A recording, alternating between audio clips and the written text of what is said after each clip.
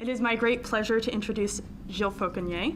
I'm sure that he is well known to all of you, and thus my introduction is of very little use, but it's important that I perform it for you. I'm sure that he's well known to all of you for his extremely influential and foundational work in cognitive linguistics. It's hard for me to imagine that there are many people here in this audience who don't feel in at least some way indebted to Gilles and his work. Mental spaces theory and blending theory have had a transformational effect in work on grammar, semantics, pragmatics, discourse analysis, semiotics, concept formation, aesthetics, literary criticism, and many more topics that I won't bother to enumerate, as I'm sure you can think of many more. Yes, indeed, just so. And most recently, he's been working on the structure of compression and decompression in mental space networks, and this is part of what he'll be talking about today. His talk tonight is entitled How Compression Gives Rise to Metaphor and Metonymy. Please join me in extending a very warm welcome to Gilles.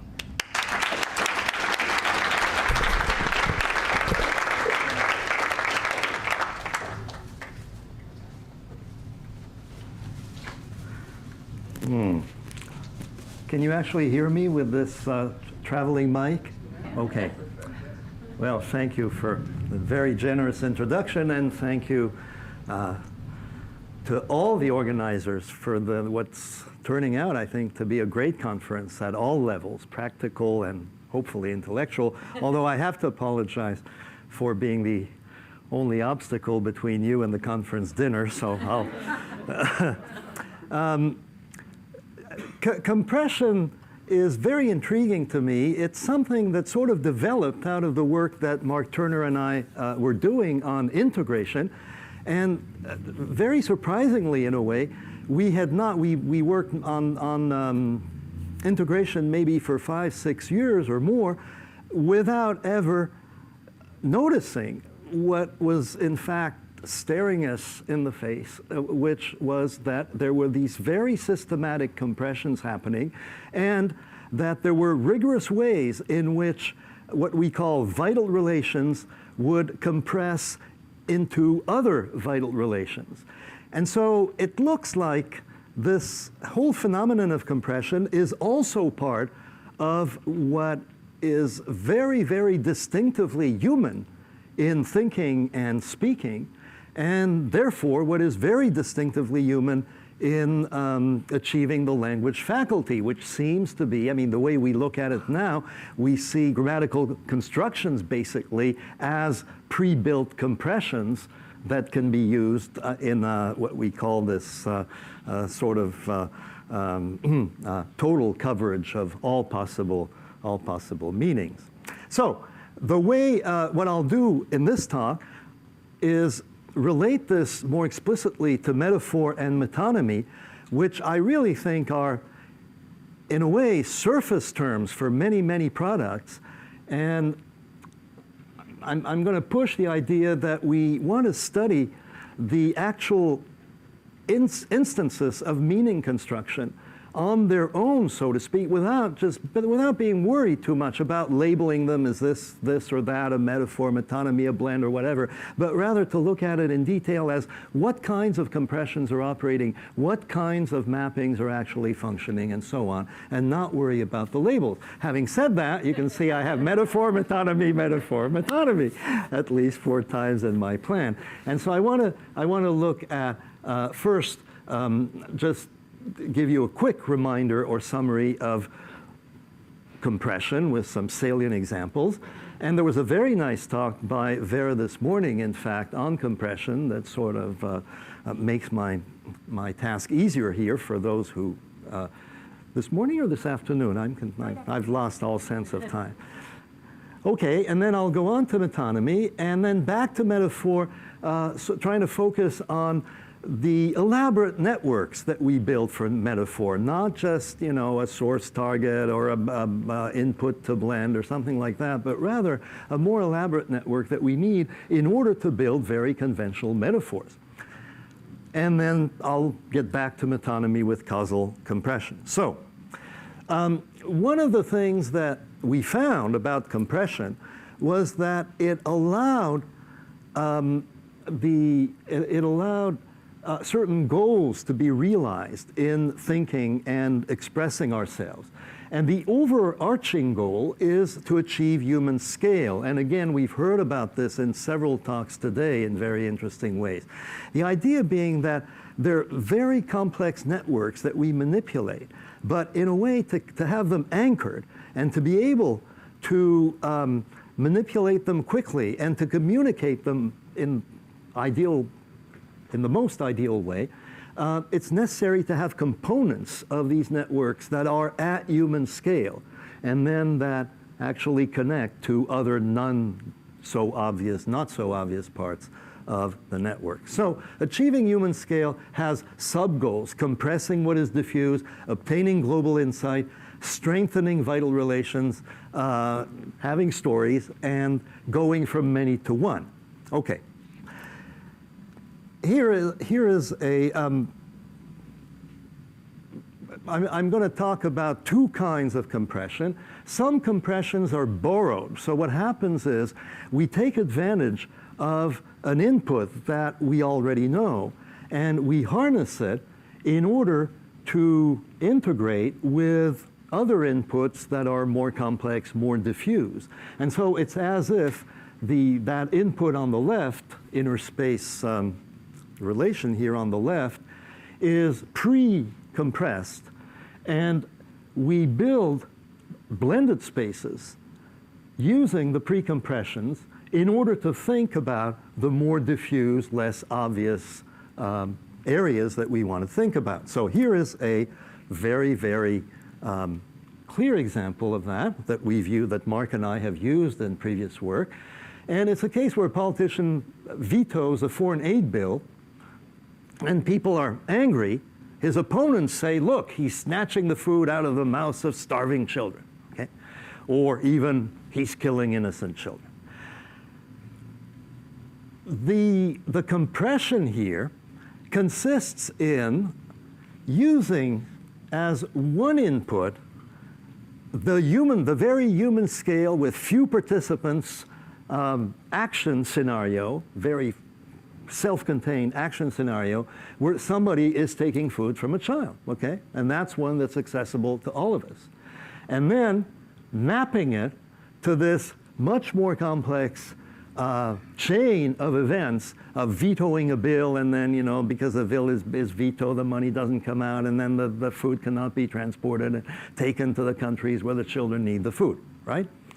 Okay.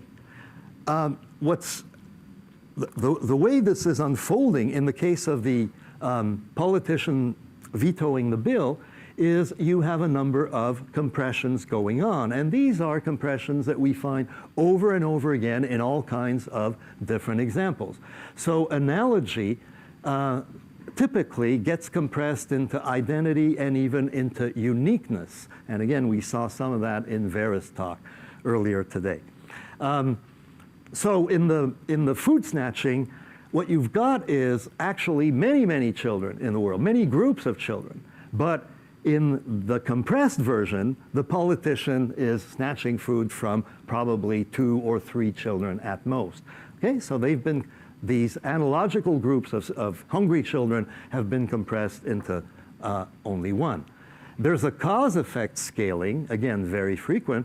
We find this long chain of cause to effect, with a veto of the bill and all the things that entails. And we find that compressed into a single perceptible action, namely taking the food. Of course, the causer is the same in both, and that's why we can easily map from one to the other in order to trigger the emergent structure in this case, in the blended space. And then, of course, we have time scaling. What would take a long time for the veto of the bill to have some kind of effect on what happens to the children in the let's say countries in question. In this case, it's scaled down. Time is scaled to something instant, snatching the food. So we get a human scale result. And the thing I want to emphasize here is, notice this is not a metaphor. It's the same domain. It's taking food and keeping children from having food. So it's not that you have 2 different conceptual domains. But the one that you're harnessing is pre-compressed. And so you're able to talk about the other one using the one, and think about the other one in using the one that's pre-compressed. Now, it's not metaphor because it's not two different domains, but you can see that in many other respects it shares properties with metaphor, and this is what we're going to see all the time, of course. Okay, another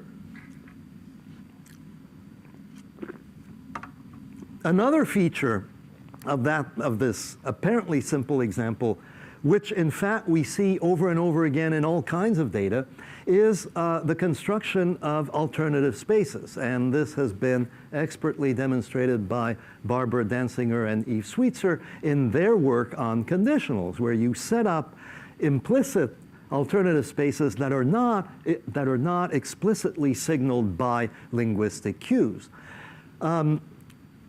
We have the same going on here, and notice that the alternative spaces are both at the level of the input, at the level of each one of the inputs, and then in the blended space. What are they?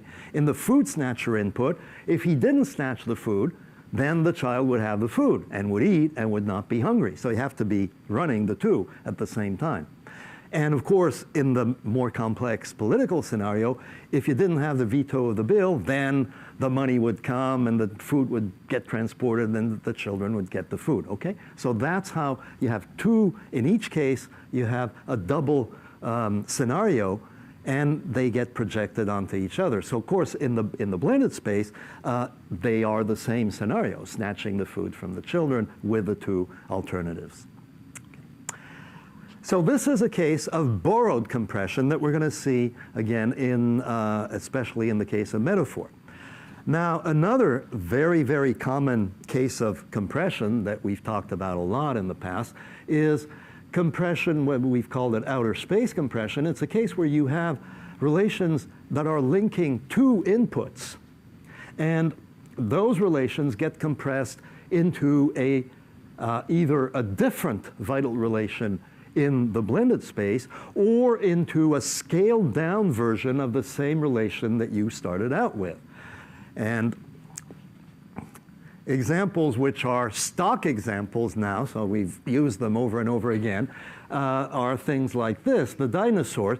So this is in a children's book, and I'm going to sort of use two ways of understanding this picture.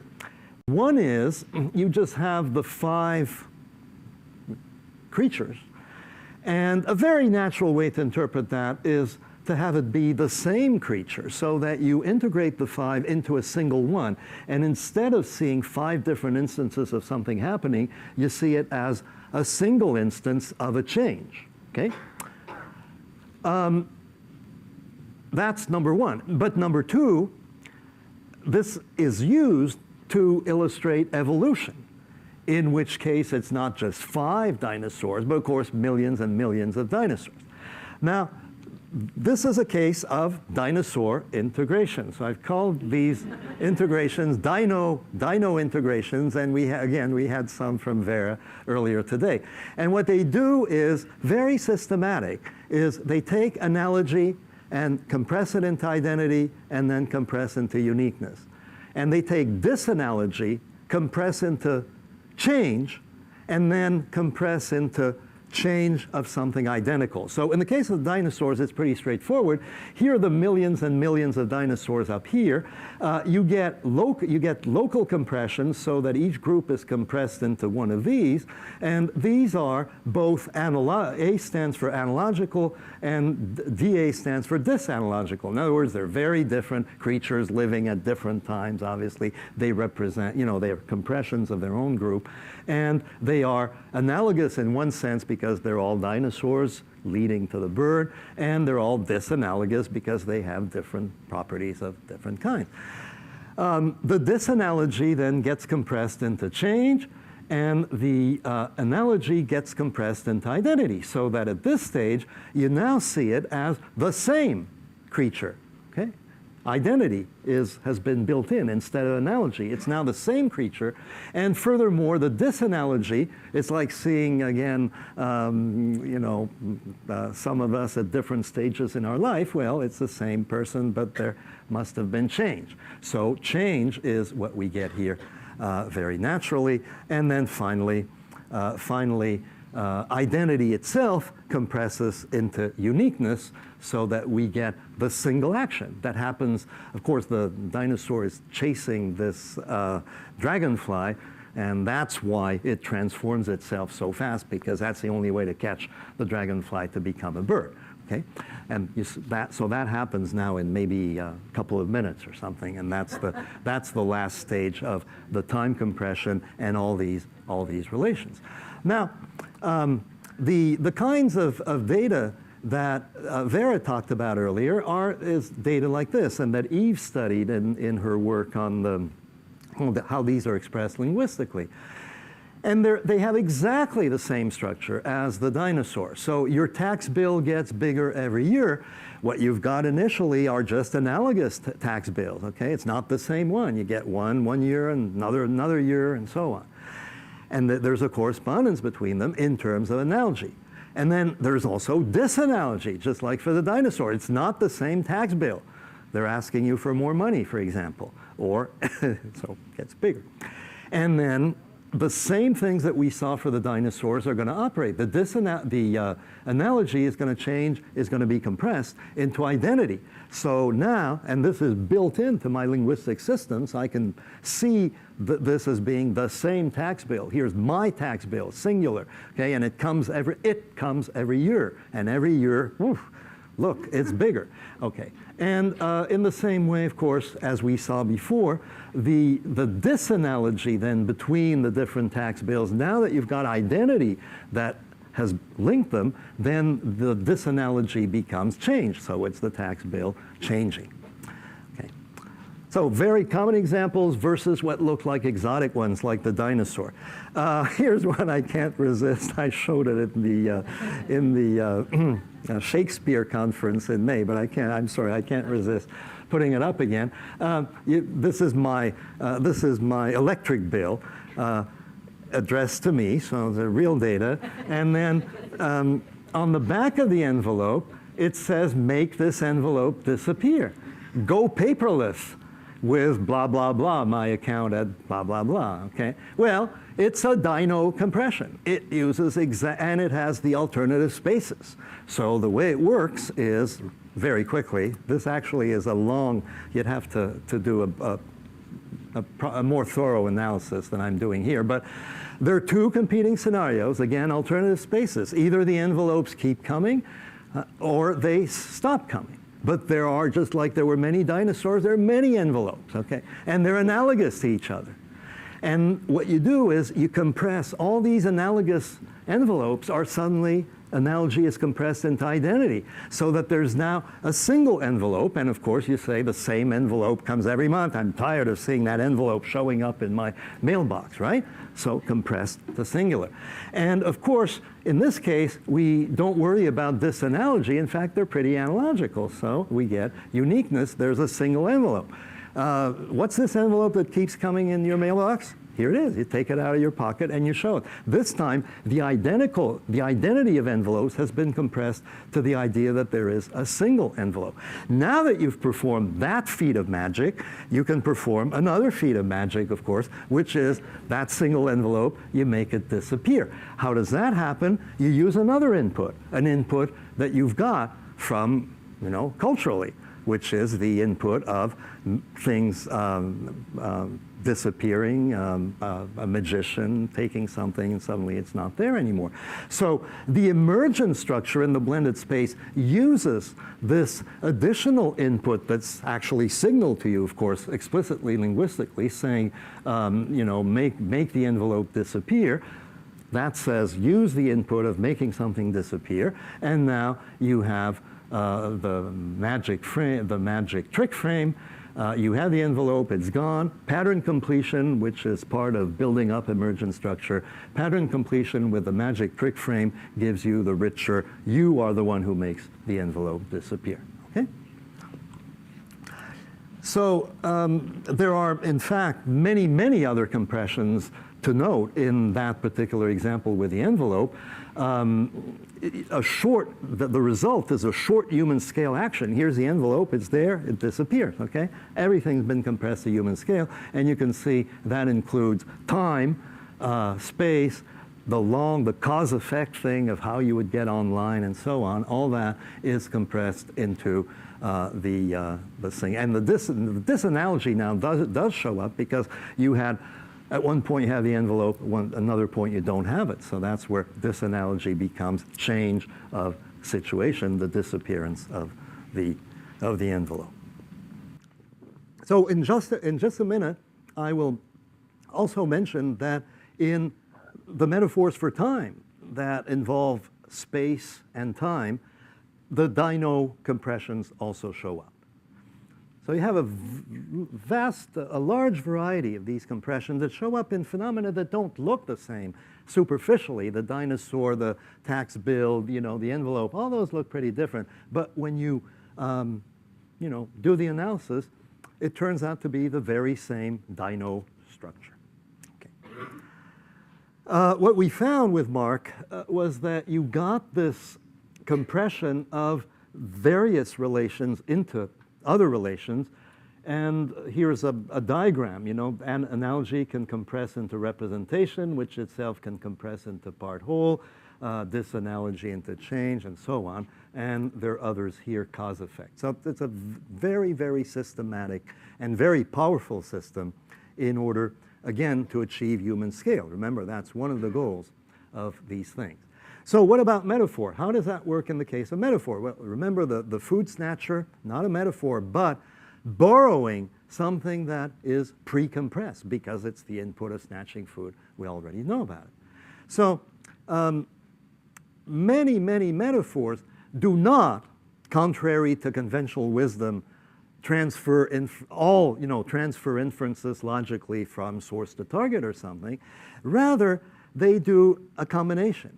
They use some inferences through topology from the various inputs they have, and they also use compression in order to achieve human scale. And they can use the compression even if the thing that's being compressed does not carry its inferences from the source to the blended space. So that's important to note.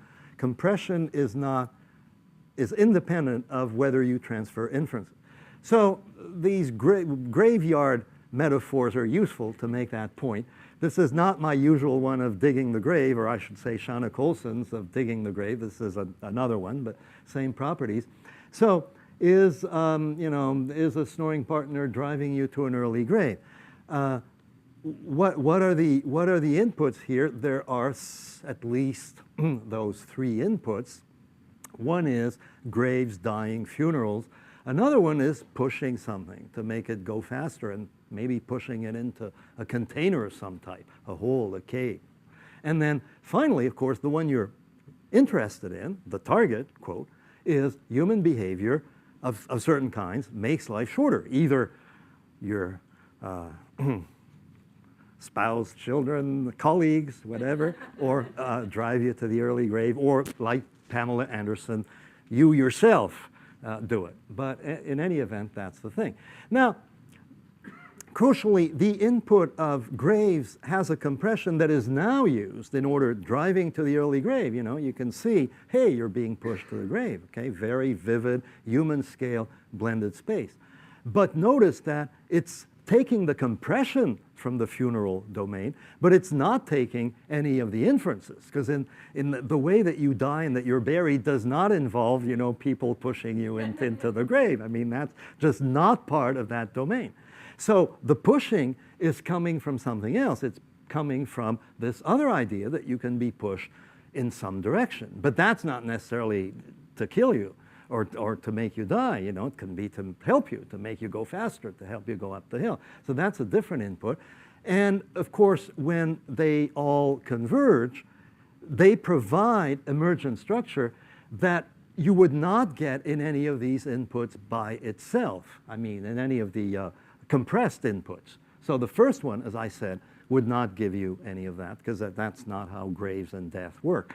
The second one would not give you that either, because pushing somebody is not necessarily, making them die or doing anything bad to them. So it's only when you've got the two together, and again, you have the alternative scenario. So again, we see let's call it the Danziger-Sweetser motif coming up again. We have to build the parallel scenarios. Normally, you would have died at age X, but with these people hassling you, it's going to happen. It's going to happen earlier. And so, of course, the same thing. Remember again, the food snatcher. Same thing here. Being pushed involves two alternative scenarios. If you were not pushed, you wouldn't go as fast. You wouldn't reach the point so fast. But if you're pushed, you do. So a lot of very simple human scale situations involve the alternative spaces that you built. That's an important thing. But of course, these are more complex. The idea that you're going to die earlier because somebody is giving you a hard time is more complex. But with this compression, of course, you have, again, the very simple scenario. Again, I repeat, here we have a metaphor, obviously. There's a little twist to it because the word early, linguistically has come in, so it's an early grave. Early normally would not apply to holes or graves or whatever in that sense. We see where it's coming from. It's coming, in this case, actually from the third input. And crucially, you're harnessing two compressions in order to get something that's become an idiom, that's become very easy to use. And the two compressions in themselves are not providing you directly with the inferences that you need to get the emergent structure in the blend. Okay? So that's my first point about metaphor then. Metaphorical meaning involves borrowing compressions in a crucial way in order to achieve human scale, and not necessarily just to transfer inferences from some source domain. Although that's going to happen too because of the topology principle. But the topology principle says maintain, topology as much as you can. These are optimality principles. Now, the inputs that we see here, the pushing input and the funeral input, are inputs that have conflicting topologies, actually. So you cannot project both of them consistently in the blended space. And of course, what happens is you project the ones that you need to make your point, the pushing in order to, to get the correlation with the dying earlier. And the grave you do project in order to know that the point that you reach is a grave. Okay.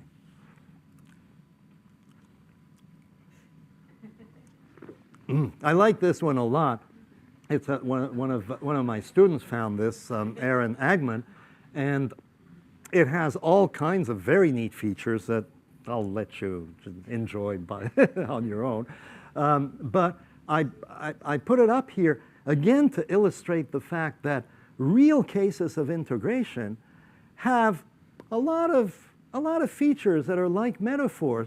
But it doesn't really matter whether you want to call them metaphors or not, because they don't fit neatly into the prototypical metaphor. So for example, here you might say, well, one of the compressed inputs that's being used is giving somebody a ride as a compressed version of helping somebody, right? So that could be viewed as metaphorical. Are you going to, he's getting a free ride, for example. In that idiom, it's used in that sense. But here, it's a little more subtle what's going on, because in this case, it's actually not a different conceptual domain. It's the same one again. It's the domain of driving that is really important here. The domain of driving cars and using gas and being at war. So it's not like you're using a completely different domain to illustrate, the one that you want. You're actually integrating both of them. You're using a compression, but really, in a really clever and fascinating way, you're using a compression that happens to exist in the domain that you're actually interested in, the domain of giving rides to people. And so you see, and again, it's creating a number of alternative scenarios. So very quickly, It has features of the Dino compressions, by the way, because, of course, let's see, do I have that? Do I have that someplace here or not? No, I guess I don't. But an important thing is that you're really targeting not just one person. It's not one person that would make the difference by, not car sharing. It's really thousands of, in this case in Britain, thousands of British people. So these are analogical people, the people who are using too much gas and therefore harming the war effort of their country. And you're compressing them into a single one, and guess who that single one turns out to be? It's you. So these are very, in that sense, they make you feel extremely guilty, right? You are suddenly the culprit for whatever is happening. So they're all compressed into again, analogy is compressed into identity and, in fact, uniqueness.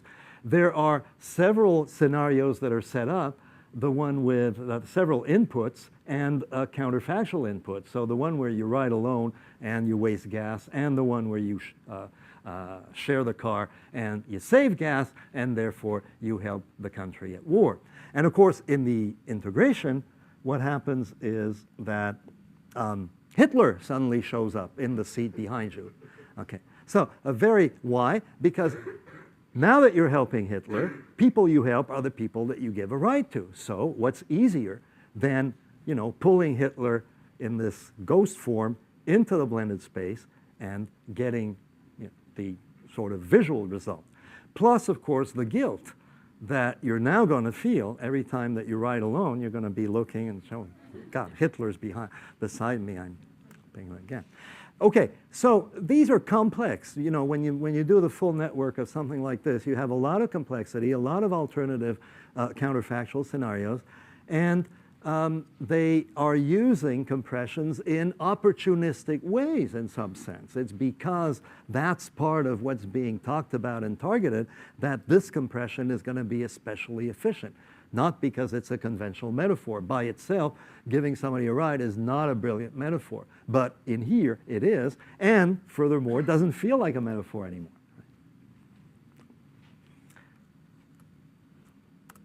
Okay, on to metonymy.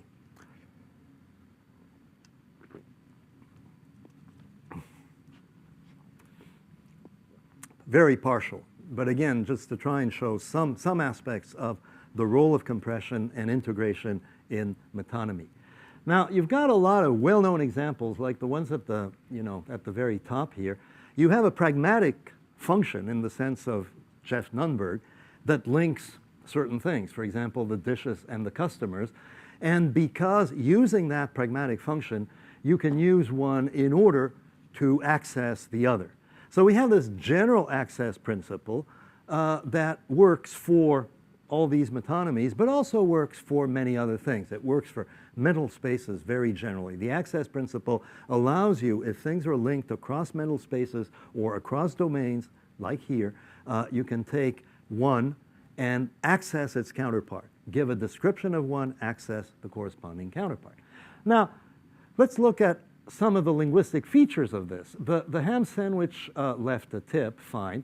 This one here, London broil, wants it with onions. Real data. I actually had that, said to me. I was the one who ordered the London broil. It shows that you can refer anaphorically. You see, the structure of these metonymies is A, okay, the ham sandwich, and then you access the person who ordered it, so you access A prime, and then you want to refer back to the ham sandwich or the steak. And you can see that you can do that here, but you cannot use a reflexive. So even though A and A are the same, you cannot say the London broil wants itself with onions. You can say wants it, but not wants itself. Okay? So this structure does not allow reflexive. In the same way, you can say, the nurse in the hospital can say, oh, the gastric ulcer wants some coffee. Okay? So you can use the illness to denote the patient. It happens to be convenient. You don't know the names or numbers or whatever of all the patients, so this is a very good access. But you cannot, with this structure, you cannot use the reflexive. So the gastric ulcer, meaning the patient who had the gastric ulcer, was able to cure himself or herself, you cannot use itself as itself being A. Okay? Well, you might say, well, okay, well, whatever that is, that's the condition for reflexives. But, and this is another one with the White House. The White House moved itself to New York. Doesn't work either. The people, you know, in the White House who decide things decided to move that house on a truck to New York. Doesn't work. Okay, but now you look at some of these and they're a little bit different. So the blue car decided to park itself beside me. You could say that it has that structure too, because who's making a decision? The guy in the blue car, not the car itself. But the blue car is a way to access the driver, right? Here's the blue car, here's the driver. And he decided to park what? Not to park the body, to park the car. So A prime A, okay? But even though it's the same structure, this time you can get the reflexive. Notice, okay? You see what I'm saying? Now, this comes from, presumably, from the fact that in the first one, you only have access, but no integration. But as Morana, Alic, and Shanna Colson showed, there are cases of metonymy like this one where you actually get integration. That is, you have, you know, the driver and the car become integrated and work as one. And where you're on the freeway and you're looking and you don't know who the driver is. What counts is this new object, the blue car, that has intents, that has faults, that can, you know, that can give you a hard time again. Okay. Okay. This one, the one. So the difference again, what's being suggested here at this point is that here we have no. See, I don't say everything is compression, everything is blending. Here, it's because we have no blending that we get these facts, but we do have access. This other one, on the other hand, we do have integration, and that's what sanctions the reflexive. Because now, of course, you have, in the blended space, you have a single object, the blue car, with desires, intentions, and so on, and the itself is perfectly, it's a case of uniqueness. There's a unique blue car plus driver, and therefore, you know, the reflexive is what you would normally use when there is a unique thing. This one is slightly different. Heidegger, notice again the same structure. So here's Heidegger, and here's the works of Heidegger, A prime, is hard to read and is understood only by himself. Himself is Heidegger. So again, it has this structure. Okay? But it doesn't look like Heidegger and his works have become a single thing. So it's a slightly different case from the blue car, which we can. What I'm going to suggest here is that we have something else going on. I'll come to it in just a minute. Okay. So here are variants now. Suppose you have A, and A prime. And again, this one will not allow the reflexive with examples like the White House crashed down on itself. It's not the same structure that we had before. So the White House crashed down on itself, meaning on the people who live in the White House. Doesn't work. The gastric ulcer, remember I had the gastric ulcer cured itself before. That was the guy with the gastric ulcer. In this case, the gastric ulcer would be the illness, but then it killed the man or the patient with the gastric ulcer A prime. Doesn't work. You don't get the reflexive structure. Okay? But with Chomsky, you do get it. Chomsky reads himself a lot. Here's Chomsky, okay, and here is, you know, syntactic structures and all that. And it does work. And then works even better with things like I saw myself in the picture. So, you know, there you are, and now with you, you can access A prime, which is different from you, which is a picture of you on a canvas or in a photograph. Okay? And you can now see yourself. So here's the same structures. In some cases, they don't work, and in some cases, they do. And here, again, I'm going to suggest that the difference is the type of integration that you have. In the top ones, I'm saying you have no integration at all. So you have just only access, and so no reflexive. But in the bottom ones, you do have integration. But what exactly do you have? In the case with like the blue car, okay, so here's compression to uniqueness. This is like the blue car, and you can compress in either direction. It can be the blue car, it can be me. You know, I crashed into the wall, I zoomed out of the pass lane, I squeezed in between two trucks. Again, car and driver compressed to uniqueness, and of course, you can get the reflexive, no problem. A funny thing is, outside of the domain where this compression is natural, like being on the freeway, it starts to sound very strange when you get out of it and you keep, you know, something happened and you start saying the blue car perjured itself during the trial. Does not work. So you can't use these metonymies, you know, keep using them. They only, the type of compression to uniqueness works within the domain where it's actually efficient, and then you have to drop it subsequently. Okay. Now, there are many integrations without uniqueness that are well known, of course, many blends.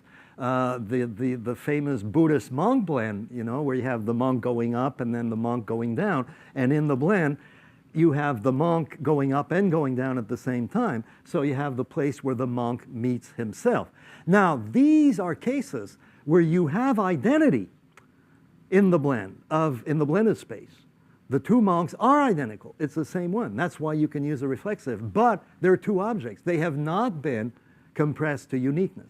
So these are cases of compression, but not to uniqueness. The same thing with seeing yourself in the mirror or in the picture. Same thing. They're two different objects. The mirror is a case where you have, initially you have compression of analogy into identity. You know, what's in the mirror is some kind of reflection, some kind of effect of light. That, because of analogy, gets compressed into identity, which in turn which ends up then having in the blended space two instances of you and you through the looking glass. Okay? And so you can see yourself, and the reflexive works. I'm getting ahead of myself. All these idioms where you have really the person, like I'm getting way behind myself. So then you have a schedule, and then you're okay. They get integrated in the same blended space. The old example of Paul Rodriguez, where he drove his mother-in-law around town, and she said, you know, you're driving us around so much, you're going to meet yourself coming down the street. So she created a blend where there were two instances of Paul Rodriguez. And so in those cases, again, you can get the reflexive. So notice, it's a case where you have not compressed to uniqueness, but you have compressed to identity, so that you have two identical instances, so to speak, of the same thing in the blended space, and you get the reflexive. Now, here are the examples with reading and so on. And those have also, they can be expanded metaphorically as much as we like, just by expanding, again, the blended space. So when we say, you know, he's in the phone book, a sort of superficial account is to say, well, that's a metonymy, and he stands for his name or something. But in fact, you can build up that domain as much as you like, as you can see in these examples. He found himself in the phone book. Okay, notice you get a reflexive. He made it into who's who. He finally got into the phone book. You can see metaphorical plus metonymic component. And the Mark Twain, Jane Austen won't get into my library. He means her books. He doesn't mean the person. So all of these have the property now that you've got two instances, but they don't intuitively look so as identical as, let's say, the mirror or the photograph. And for now, I'm copping out. I'm calling them pseudo-identity, in the sense that I still think that Chomsky on the shelf, Heidegger, you in the phone book, and so on, are examples of blending, of compressing, but not to uniqueness, so that you have two of the same, so to speak, even though they're very different kinds of objects. But because the books are so much the writer, that for me, all that counts is, maybe I've never seen the writer, and so what counts are the books. And so there's this pseudo-identity that seems to operate, and that sanctions, that allows the reflexives. Okay, and you get them in counterfactuals as well. I'll skip that. You're not showing me any more minutes? Okay, I'll skip that too. And get back to the metaphors of time, 5 minutes of time.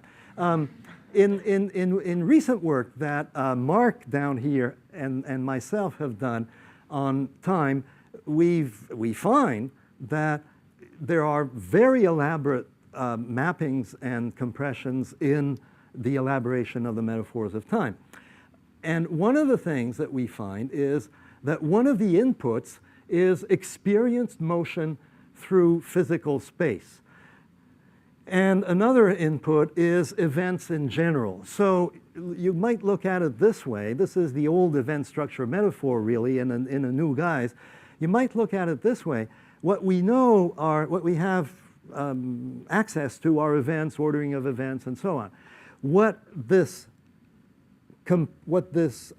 integration for time is doing is taking a subset of all possible events, namely the events of moving through space.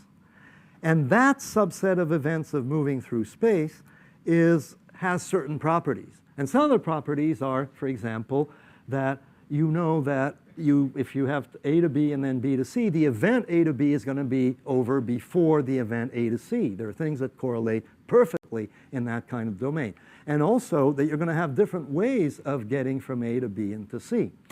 The bottom line of this kind of analysis is that events are getting from A to B and from B to C, and they can be fast or slow. And fast or slow here has nothing to do with speed. You can say that A to B is faster than A to C. That's the way that we use the words in English, just because, again, the distance is different. So even if you're going at the same speed. So what you end up with is a simplified, again, human scale input of moving through space where all that counts is the path that you're following. The event itself is getting from A to B. But the way that you get from the event depends on the path. So that's why when you then blend with all other events and you get, for example, the lecture as motion through space, the lecture can be long for some of you, short for me with my minute remaining, painful for others, and so on. And again, this has been reduced to this very simple subset of events that we have. Okay. Now, the other component of that that's very interesting is the, sorry, I have to skip too much, but the other part of it that's really important and interesting is the Dino compression that contributes to the elaboration of time. And what the Dino compression does, and this is stuff that we have in the book, The Way We Think, I mean, we have a lot of that. You have, on the one hand, the analogous days. So you have the days, they're analogical, they're similar. You compress them into a single one, the cyclic day. Then you have engineers who manage to make rotating machines with rotating rods that will be synchronized so that they're in the same position at any given point. Again, analogous rotating rod machines. Okay? They get compressed into a single one. And in the blended space, what you end up with is a single timepiece for everybody. The notion of the hour, the minutes, and so on, same for everybody. In fact, they depend, of course, on having synchronized engineered tools, but they also depend on being able to compress to this notion. You have the important emergent notion here that things like hours, minutes, and so on exist only by virtue of building the blend. Okay? Those things, those emergent things, so this is a dino, analogy becomes identity, becomes unique. You end up with a single timepiece and a single hour, a single minute, which is the same for the whole world. So we have a notion of universal event now. Before you had events like the lecture, which are shared only by you and me. But now you have universal event shared by everybody. So hour becomes a universal event. And it now, in turn, can map onto let me see if I can get through that. Okay. Okay, so we have we have this as, as another example of superficial metonymy, where you say that stretch of road is slow or that stretch of road is fast. And then you can now do the same with hours because hours have been integrated as in the compression, hours are now events with length and distance.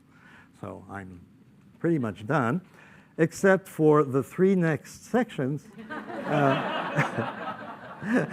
which I'll briefly allude to.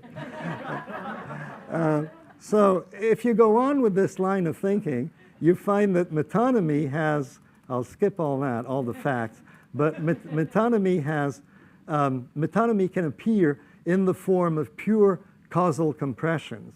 And you end up then with a notion of metonymy that is quite different from the superficial one that we're used to. So, look at these sort of classical subcategorizations of metonymy and look at what they are in terms now of compression. The giants need a stronger arm. This is part whole compress the category. Again, a very standard compression. He's got a Picasso cause effect compress the category, but I love to read Tolstoy. It's this pseudo-identity compression that I mentioned with Heidegger and so on. The buses are on strike, compression to uniqueness. It's like the blue car. And over here, Truman bombed Japan. Again, because when it's treated as metonymy, it's like, oh, you have to find what Truman is replacing. Is it the pilot? Is it the, No, you don't care. You don't care what all you want is the causal, a long causal chain that Truman originated, like the food snatcher, has been compressed to a short causal chain. So there's no metonymy at all in those examples, really. Whereas the other ones here, only access principle, no integration, for the reasons I showed you. Okay? So everything starts to look very different. Instead of falling in the same boxes, they fall into completely different boxes when you do this more detailed analysis. And I guess that's my guilty pleasure to try and show that, and I can't stop. And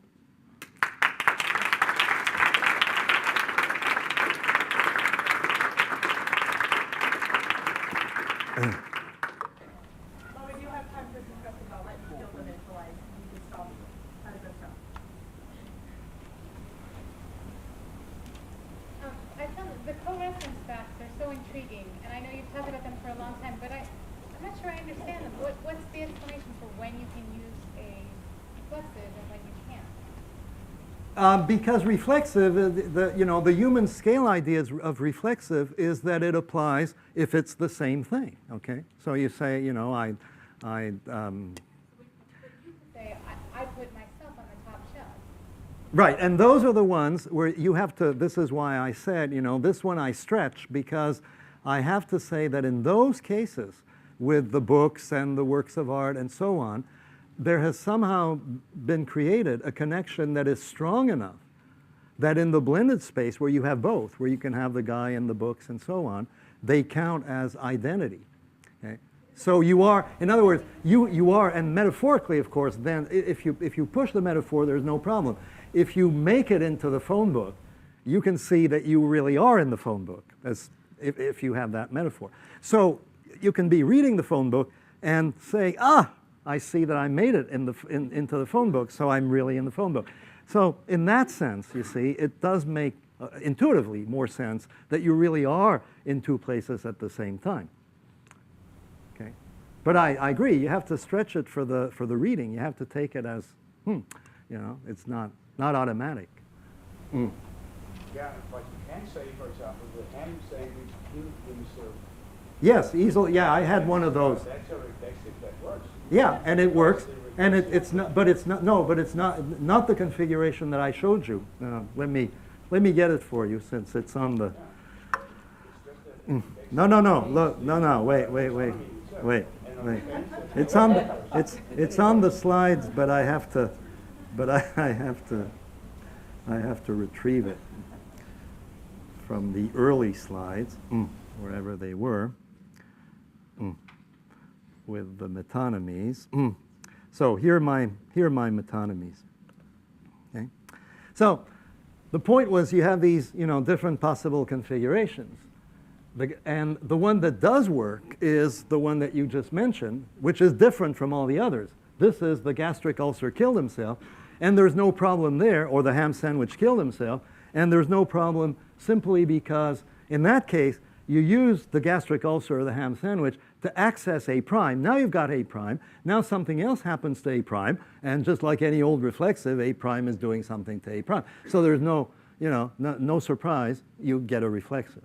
Okay? The ones that are different are the ones I showed before. Yeah. What determines, or is it even possible to predict the type of integration? So that the blue car part itself works, and the gastric ulcer cure itself does not work. Is there any Yeah. general rhyme? Yes, and I don't know if Shauna's around in the audience, but shame on her if she's not.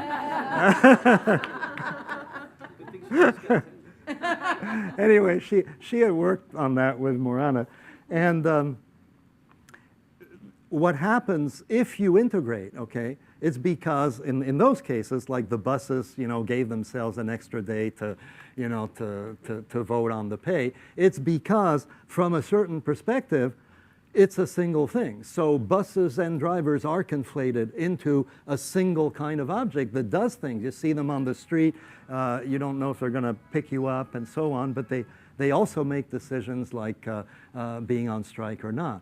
And the blue car, same thing. Whereas the gastric ulcer really has is only a convenience for the nurse in order to access the patient with the gastric ulcer. But there is no useful concept in that case of the man plus gastric ulcer being the same thing, an illness and the man being the same thing. It doesn't serve any purpose. With the blue car, it does, if you see what I'm saying. But with the in the gastric ulcer case, you're referring to the larger entity from a small thing inside that entity, whereas in the blue car, you're referring to the small thing. No, that would not be the link because it goes like, with the blue car, it went both ways. You could say I I crashed into the wall, meaning you in the blue car, the car crashed into the wall. So you can use the one that's inside or the one that's outside in order to get the result. And in the same way, if you ordered a huge giant ham sandwich, it's outside of you,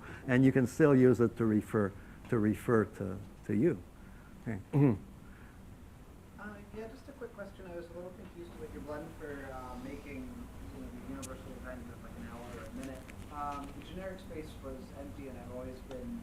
I see that a lot sometimes. And could you just make a comment on what would be the generic space for that blend? Sure. I'm sorry, I had to go, way too fast on that time thing. So the time metaphor, by the way, I'll put a plug in here because that paper with Mark is called Rethinking Metaphor. It just came out in Ray Gipp's. I do see you, Shauna. How come you didn't speak up? To explain the blue car. Okay.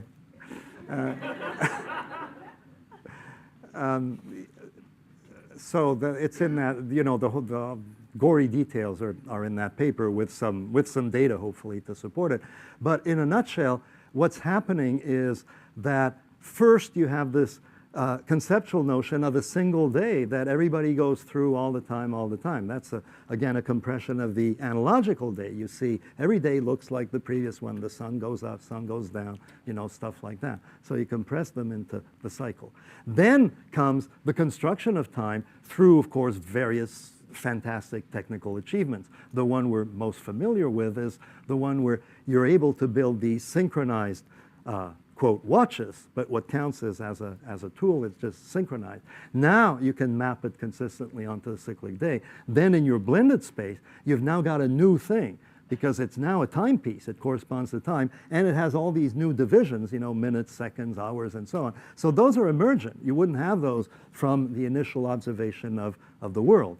They are the result of your cultural construction, but the fact that they can be universal are the result of being able to universally compress them with cultural agreement among people just because they see that it's possible as an engineering thing.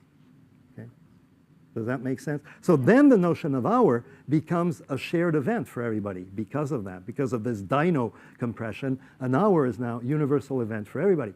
But now you can use with the access principle, you can use this universal event, the hour.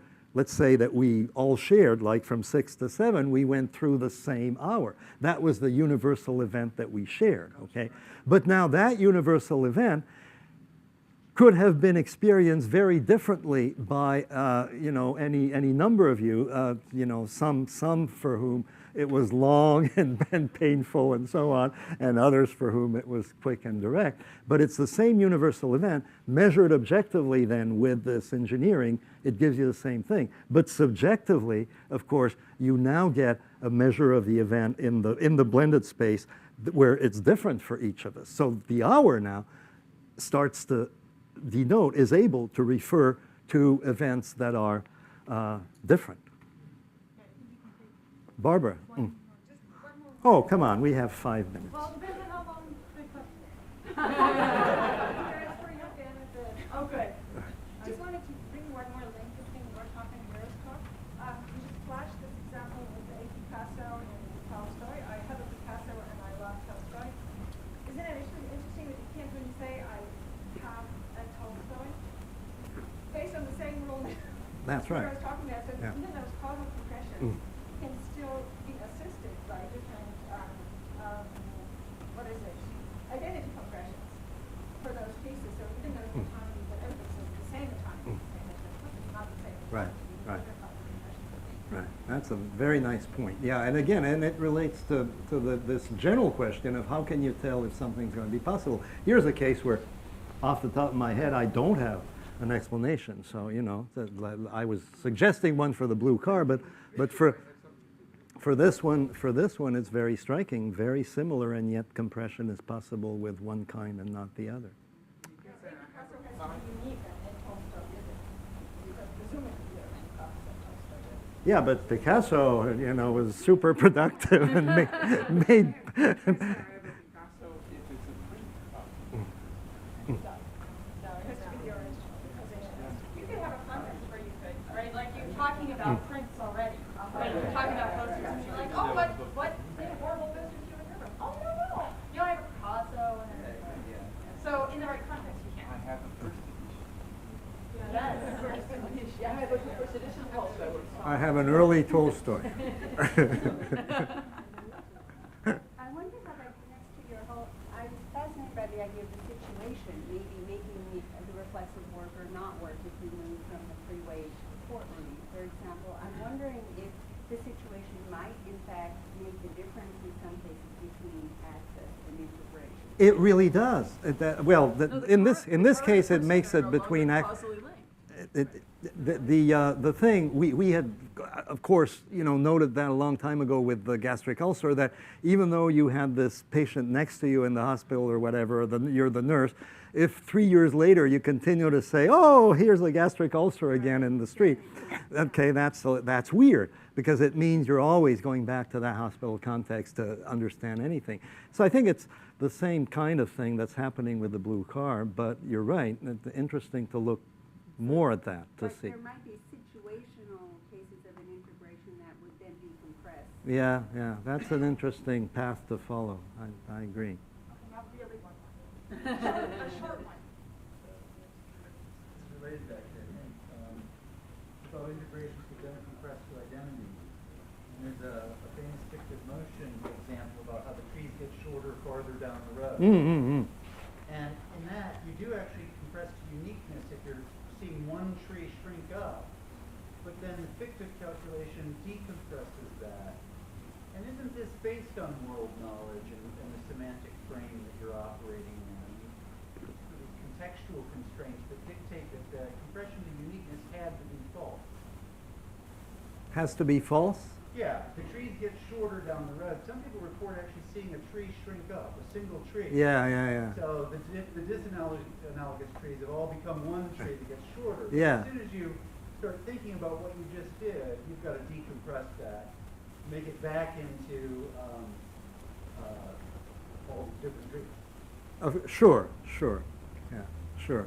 I have A wonderful example I'll show you if you don't, where they've just pushed that, because there are the conventional ones, the trees get shorter, and that's just, and then literary, artists, of course, have pushed them so that, they're wonderfully, you do the whole trip, and it's all just things transforming magically and so on, but you can still get it quite easily because it's just a tiny extension of the original one.